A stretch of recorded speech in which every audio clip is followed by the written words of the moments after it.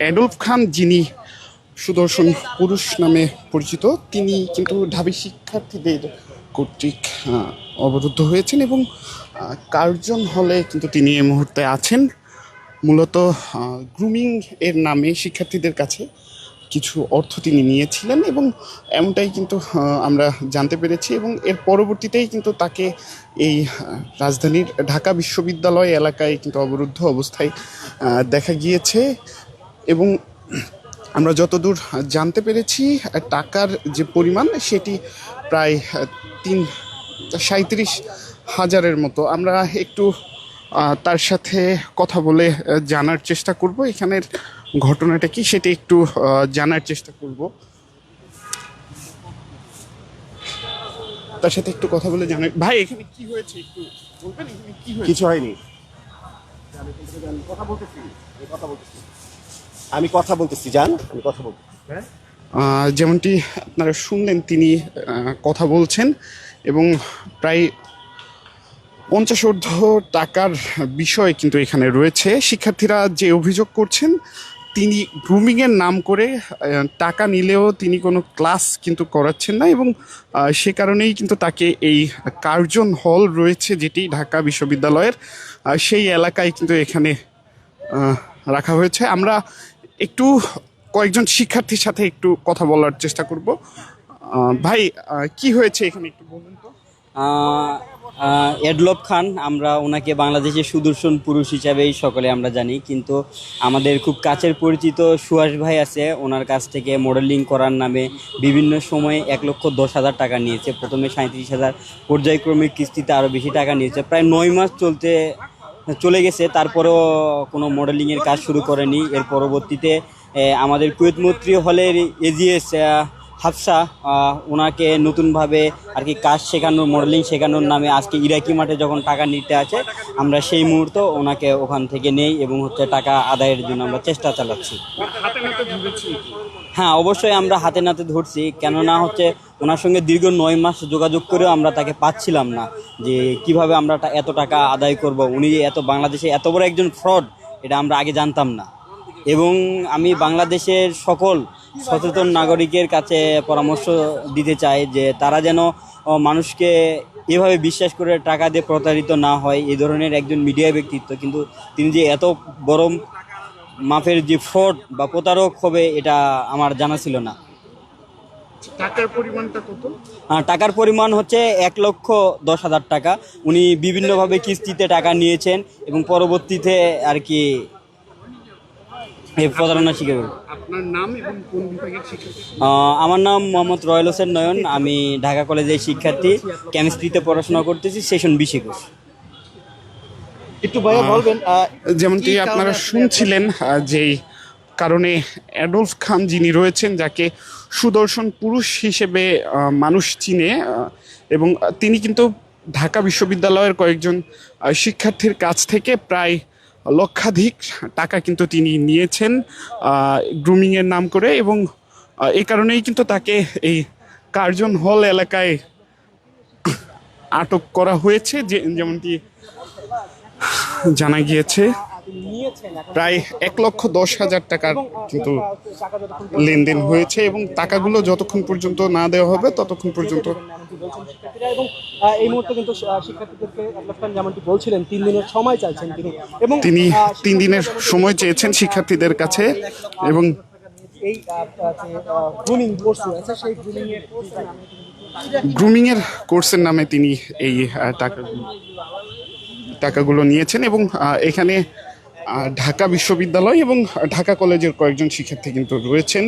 পাশাপাশি ঢাকা বিশ্ববিদ্যালয়ের কয়েকজন শিক্ষার্থীর কাছ থেকে এবং ঢাকা বিশ্ববিদ্যালয়ের হল সংসদের একজন শিক্ষার্থীর কাছ থেকে কিন্তু তিনি টাকা নিয়েছেন বলে অভিযোগ করছে ঢাবির কয়েকজন শিক্ষার্থী। এবং কিছু সময় পূর্বে গ্লোবাল টেলিভিশন সরাসরি সম্প্রচারে যেমন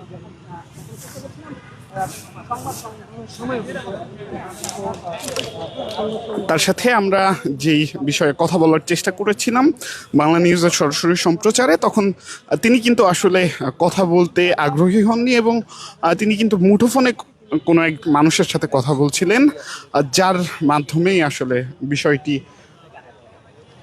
প্রতীয়মান হয়। এবং আমরা কিন্তু এই যেই কার্জন এলাকা রয়েছে সেই এলাকায় কিন্তু আপনাদেরকে দেখানোর চেষ্টা করছি। সেই টাকা আসলে ফেরত না দিলে তো শিক্ষার্থীরা যেমনটি সরাসরি সম্প্রচারে অভিযোগ করেছিলেন, প্রায় লক্ষাধিক টাকার যে বিষয়টি সেটি কিন্তু শিক্ষার্থীরা অভিযোগ করেছিলেন। প্রায় 1,10,000 টাকার মতো কিন্তু শিক্ষার্থীদের কাছ থেকে সাধারণত এই মুহূর্তে আটকে রেখেছে এবং সেই অ্যাডলফ খানের ভিডিও ধারণ করতে গেলে যেমন দেখতে পাচ্ছিলেন গ্লোবাল টেলিভিশন সম্প্রচারে তিনি বারবার বাধা প্রদান করছিলেন এবং শিক্ষার্থীরা বলছিল 1,10,000 টাকা থেকে কিছু টাকা বেশি হতে পারে এমনকি তিনি শিক্ষার্থীরা দাবি করছিলেন। যদি সেই যে গ্রুমিং এর সিট সেটা কিন্তু বারবার আপনি তাকে ফোন করার পরে তিনি সেই ফোনটি রিসিভ করেননি এবং শিক্ষার্থীদের যে গ্রুমিং এর ক্লাস করা কথা ছিল সেটা কিন্তু তিনি নেননি। অর্থাৎ শিক্ষার্থীদের যে দাবিটি রয়েছে সেই দাবিটি কিন্তু তিনি ফেলে দিচ্ছেন না এবং তিনি যেমনটি স্বীকার করছেন তিনি কিন্তু বারবার বলছেন যে 3 দিনের সময় দিলে তার যে টাকাটি তিনি 3 দিনের সময় চেয়েছেন, তার কাছ থেকে সেই টাকাগুলো কিন্তু তিনি ফেরত দিতে চেয়েছেন এবং 3 দিন সময় নিয়েছেন এবং সেই 3 দিনের মধ্যে তিনি সেই টাকাটি ফেরত দিতে চেয়েছেন। এবং আমরা দেখছি যে শিক্ষার্থীরা রয়েছেন তারা কিন্তু তাকে আটক করে রেখেছেন এই গ্রুমিং এর জন্য ঢাকা বিশ্ববিদ্যালয়ের যে কার্জন হল। যেতে দিবেন না শিক্ষার্থীরা। এসব গ্লোবাল টেলিভিশন সম্প্রচারে এই মুহূর্তে আপনাদের সঙ্গে রয়েছে আমি বুলবুল খান। এসব থেকে শিখে যুক্ত রয়েছেন আমাদের সাথে সেটা অনুষ্ঠানে কমেন্ট করে জানাতে পারেন।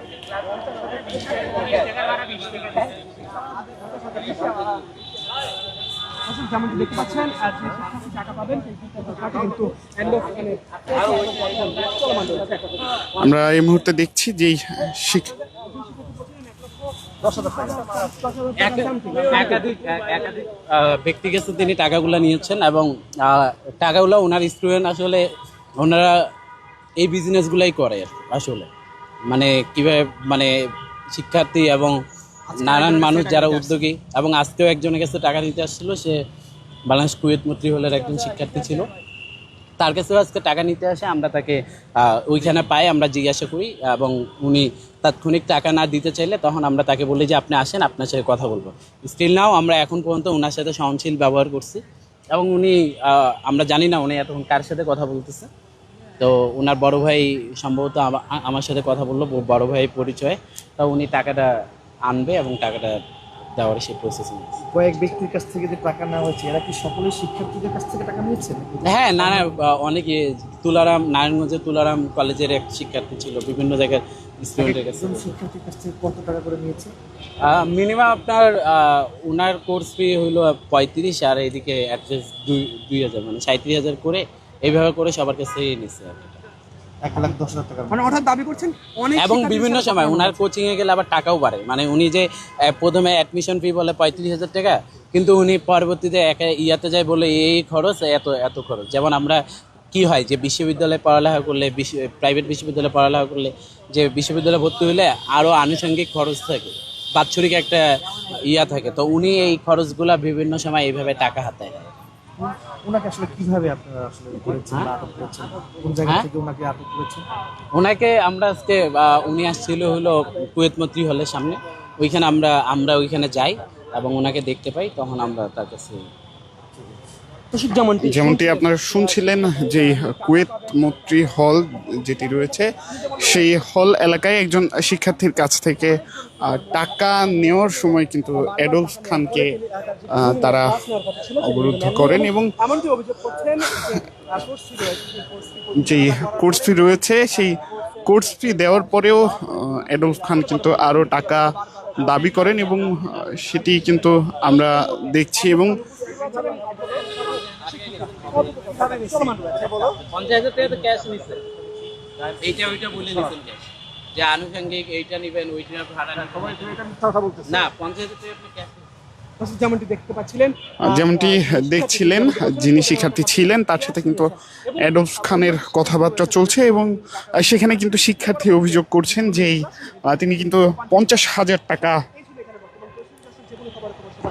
ক্যাশ নিয়েছেন এবং এই ছিল আমার কাছে কার্জন হল থেকে সর্বশেষ। এতক্ষণ বাংলা নিউজের সরাসরি সম্প্রচারে আমি আজবার রাত ছিলাম আপনাদের সাথে। বাংলা নিউজের পরবর্তীতে বাংলা নিউজের সাথে থাকার জন্য আপনাদেরকে ধন্যবাদ।